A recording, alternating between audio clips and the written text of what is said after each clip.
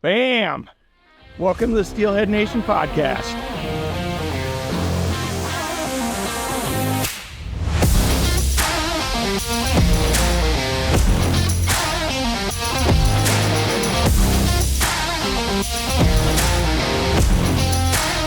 What's up, guys? We're doing the podcast today, Riverside. 2 dudes, 1 boat. 2 dudes, 1 boat. Google that. Or don't. Or don't. Just do it on the incognito browser. We're doing a little catfishing this morning. We're doing some bass fishing.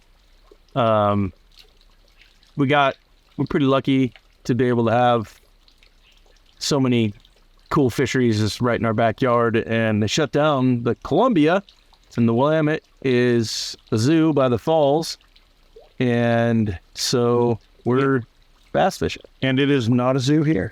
There's nobody. We have seen 0 fishermen. Yeah, 0 fishermen. One couple in their like ski boat with their dog, chilling with picking their rocks. Yep. And the cops. And we got the chicken out, the little catfishing, got into one little dinky guy, and then Adam got a massive bass, largemouth for this stretch of river. Anyways, that was a great fish. That was a dandy. That was a fish we wanted. That was the one we were looking for sure. But it's summertime, and we want to talk about summertime fishing and all the different things that come with that. Summertime is, for me, living in Oregon, we got the longest winters of all time, it seems. And it's when it does get nice out, it's like all you want to do is just go chill on a boat and fish, but not like too crazy, you know. Sometimes it's nice to just get out there and mess around. Yeah, I think sometimes it's real nice. We drove, 5 minutes from my house this morning? Maybe 5 minutes. 5 minutes in the car. We've been in the boat way longer than in the truck. Yep. Sometimes it's nice not to make that hour-and-a-half drive to go, put in work. Yeah. Something came up at work, and I was supposed to actually go springer fishing on the coast last Monday, but ended up having to fly to Salt Lake City, so I couldn't do it. And then, of course, the guys send me 17 pictures of amazing fish that they're catching, but that's the way it always works. Yeah, right? Should have been there yesterday. Better luck tomorrow. That's right. But this is great, man. I mean, this is beautiful. I mean, I have the urge to take a leap. Yeah, it sounds like somebody came right now because being parked next to a waterfall. Yeah, the world's tiniest waterfall. So, when you're a kid, obviously, summertime fishing was like the best. And I used to get on my bike and we'd strap the fish. What's coming through the woods there? Yeah, that'll be cool. We got a visitor. When we see an animal come behind us, we'll know that's what it is. He used to strap my fishing rod on the old Zebco, bungee cord it to the handlebars of the BMX, and go fishing in the irrigation canals and stuff when I was a kid. I'd be gone all day long. All day, dude. It's like you needed bobbers and hooks and some worms. Yep, and dig them up in your backyard. Yeah, I would always like scrape together, like they were like 99 cents for the styrofoam container. Yeah. A little store, and I'd go there with big night crawlers. Yep, buy a big thing of night crawlers. And back then, every store had them. Every single store. Little crappy town I grew up in, and there was like a little mom and pop shop. Stop. Yep. Get like a 99-cent container of night crawlers, a thing of snelled bait hooks. Yep. Some split shots and a bobber. Yep. Go to the farm pond. My go-to was the eagle claws. Every time, Yep. And the bait holder, the snelled bait holder. And then the 99-cent styrofoam bucket of worms, or you dig them up in your backyard. Or the cheese. Dude, you ever get the Tillamook cheese? Well, it wasn't Tillamook down there. Down there it was, actually for us, it was whatever the like yellow package that said cheese on the outside. From Food for Less. The Food for Less cheese.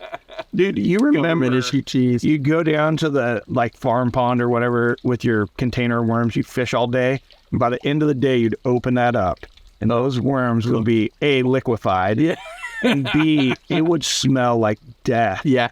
Yep. Oh my God, dude. They would get so rotten in a day. Yeah. Where they would just stew in their own juices. Yep. And he had like a little tiny fly box that my grandpa gave me that had like a couple Panther Martins, maybe like a Castmaster. And that's it. And Castmaster's the best. Yeah. It basically works on everything. Yeah. Every fish. Every fish likes a Castmaster.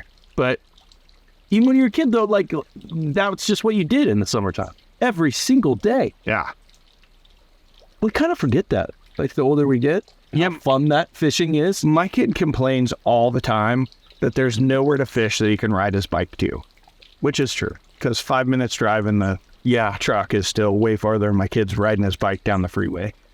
But that it's a different time. Yeah. Right? Yeah. I rode my bike like 12 miles easy every day. Yeah. I would be so far away, and all I had was a little quarter in the side pocket of my ruse. They'd call mom from the payphone. Dude, if I got in trouble. Yep. That's how you know it was a long time ago. Yeah, old man. But that type of fishing is so fun, and the older you get, the more you get into like salmon and steelhead fishing. Everything's so intense, and it's so like prepped the night before and all of that stuff. It's so serious, as it should be, because that's what makes it fun. That's part of what makes it what it is. But sometimes it's fun to just hop in the boat without a whole hell of a lot of planning. Yeah. A box full of stuff that you got at Bi-Mart for $20. I wish I had paid $20 for all that stuff. Boy, you go crazy. But there's something to be said. Like, we fished, we caught catfish, we caught largemouth, we caught smallmouth. You caught the world's most gigantic bluegill on a holy shit on a like 4-inch crawfish and a yacht. What was that thing doing? I don't know what it was doing. I don't even know how he thought it was going to get it in his mouth. You know it's a big bluegill if you can hook it on like a 3/0 shank worm hook. Yeah, that's a ridiculous bluegill. It was huge. Yeah, that was. You got footage of it, AJ? I'll add it to the weave it in. Yeah, I'll weave it in. Yeah, that was a dump truck of a bluegill. Yeah, and some shots of Adam's bass for sure. That thing was crazy. That was a great bass. That was awesome. That little river has some great largemouth fishing. So, you lived most of your young life in Oregon, right? Yeah, I moved here in the 2nd grade. Yeah, I didn't move until I was 15. So, Northern California, it was flat, and it seemed like every road almost had an irrigation canal that followed it, right? Yeah. And so we could get on our bikes and go, and you would just fish those canals or go to now it's full of needles and homeless, but the Ellis Lake in Marysville, and we'd go fish that.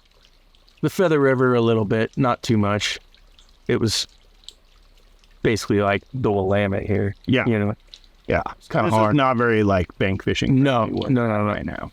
But we would try sometimes. My kids go down and fish. Like, now that my oldest son can drive, he and his friends pack up their crap and go down and try. I feel like that's kind of why there is a somewhat of a decline in anglers, although it doesn't feel like it to a lot of people in the Northwest when they hit the river. But fishing license sales are down, as we've talked about multiple times.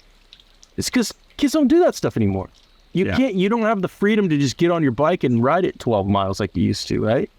You know, it's funny though. This is an interesting thing because I'm almost a little surprised, but my son, pretty much every one of his friends goes fishing with their family, it's more than I would have expected. Yeah, it obviously still exists. Well, I think it's because I live in a little town. I live closer to a rural area, and within that rural area, it's a more common thing. Yeah. I do think it is a cultural thing a lot of ways too. Oh yeah, for sure. You live in yeah, we'll get some comments on this. People be like, no, where I live. Well, that's because you live in a rural area where it's okay. Yeah. I think it's we've talked a little bit about it before. I do think it's somewhat a shift between that rural and urban thing, or when you live urban, it's a lot less common. When you live somewhere, it's a lot more. Yeah. Well, okay, AJ, you grew up in rural, where just outside of Albany, right? Yeah, Lebanon. Yeah. So you grew up on a farm. I grew up farming. Yeah. But I never fished. Never really got your folks weren't into it, right? No, my dad wasn't really into fishing. My mom wasn't either. Yeah. My dad's side of the family recently kind of started into like steelhead fishing because of some not recently, but a couple years ago. Not even a couple years ago. I would say when my aunt married her now husband, Kevin, he's into it, and then kind of got us into it as well. But the point is, you grew up rural America, and you weren't into fish. So I mean, obviously there is and there isn't, right? Yeah. But I still think it's part of it is because when you were a kid, that was something that you could do on your own, right? Yeah. Like when you had the freedom to get on your bike and go wherever you wanted, because once you had wheels, man, you were gone. Yeah, and you could strap it to the side of your bike, to your handlebars, whatever, and you'd be out. Can't really do that anymore. Yeah. In lots of places. I mean, I wouldn't let my kids ride more than 100 yards from the house on their bikes, But I live closer to Portland, too. Yeah, we let our kids truck around town pretty good on their bikes and walk in and stuff. But, they'd have to go fishing on their own. They'd have to ride down. They'd have to cross, really 2 freeways. Yeah. Or, the bypass yeah. and, Highway 99, and then ride out and find their way through farmland to find a place. It's not accessible. Well, how old's Lou? He's 13. He's 13, yeah. At 8, you're probably not going to let him do. No. But when I was 8, 100% gone all day till the sun went down. I mean, you just can't do that anymore. No. You don't have the freedom to do things like go to the pond. I mean, now it's like, don't go near that water without a life vest. No. Yeah, it is a different time. Did you take swimming lessons? Oh, from the time I was a little tiny. You did? Oh, yeah. My mom put me in swim lessons when I was 6 months old. Wow. A little baby. You know how they just throw babies? Yeah. Oh, yeah. I think it was that kind of swim lesson. I think it's either or. You started at the baby, or you didn't do it at all. Your mom shot you out in a swimming pool. Yeah. Or you just never learned to swim. Dude, I don't remember anyone ever one time telling me how to swim, teaching me anything. I remember swimming. Yeah. But I don't remember anybody teaching me anything about swimming. Maybe it happened. Yeah. Obviously you didn't drown yet. Yeah. Somebody told you to kick your legs and pump your arms. Yeah. Yeah, we just never, it wasn't a thing for us.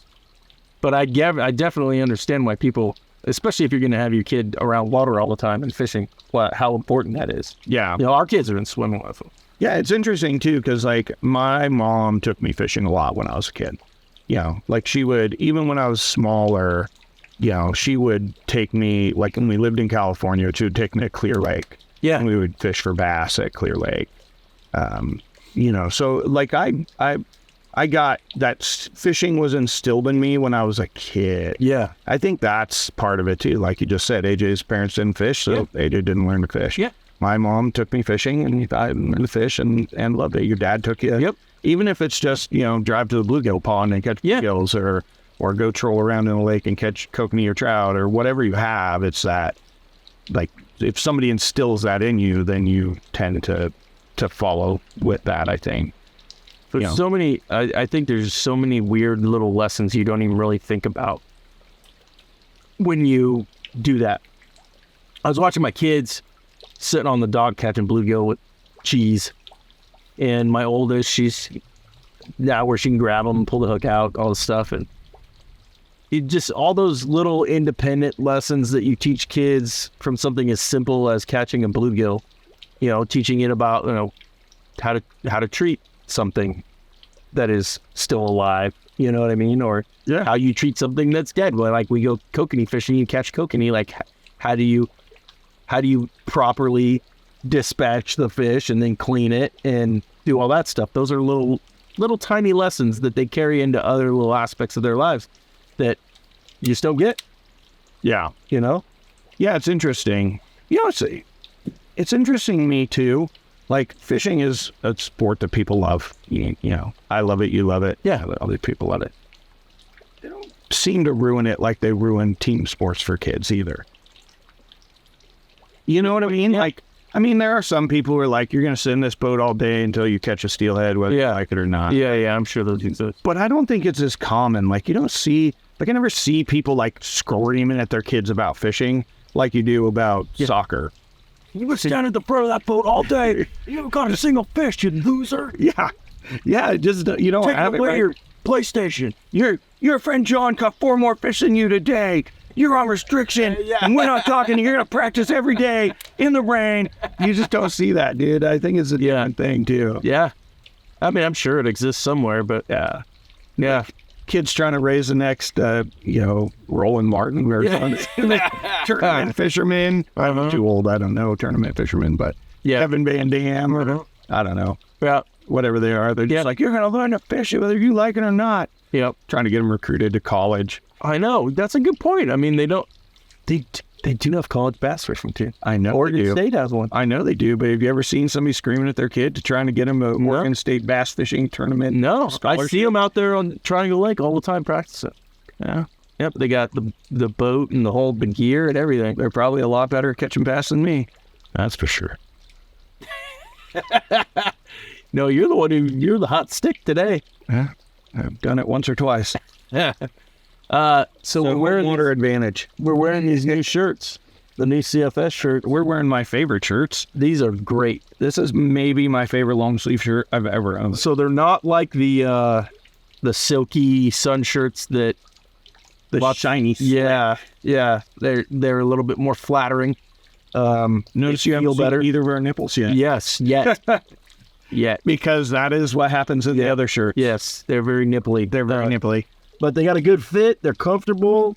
I'm not hot. It's breathable, moisture wicking. I mean, I'm super happy with these things. Yeah. These are my new favorite shirt. Very, very cool. So these will be out soon, if not out by the time you hear this. And then I've got last week's sellout limited edition hat. And by the time you hear this podcast, I have this week's sellout limited edition hat. the 4th of July hat, the battle hat. So, if there are any left, because I will put this podcast out on Friday. Yeah. So it'll go live on Friday. If there's any left, swoop in and grab it. But the last one sold out in 24 hours, less than 24 hours. Yep. I would expect the same from this one, probably. The first two sold out. Second one sold out in less than 24 hours. First one took a little bit longer, but then it did. So collector's items. That's right. Show them the side. You got the little. That's right. You got the little steelhead flag on there. Yeah. Go check that out, and we're gonna get back to fishing. Sound good? Hey, take your kid fishing. Take a kid fishing. Make sure you ask first. Don't just go take a kid. Yeah. Punctuation matters. Take a kid. Fishing. That's right. Just the fishing snatch. You're getting in my boat, kid. Take a kid. You're just like, there's going to be parents that are like, where's your kid? You're like, some guy stole him to try and make the next professional bass fisherman out of him. I don't know what happened. Take a kid. He'll be back at midnight. Fishing. Yes. All right. That's enough of that.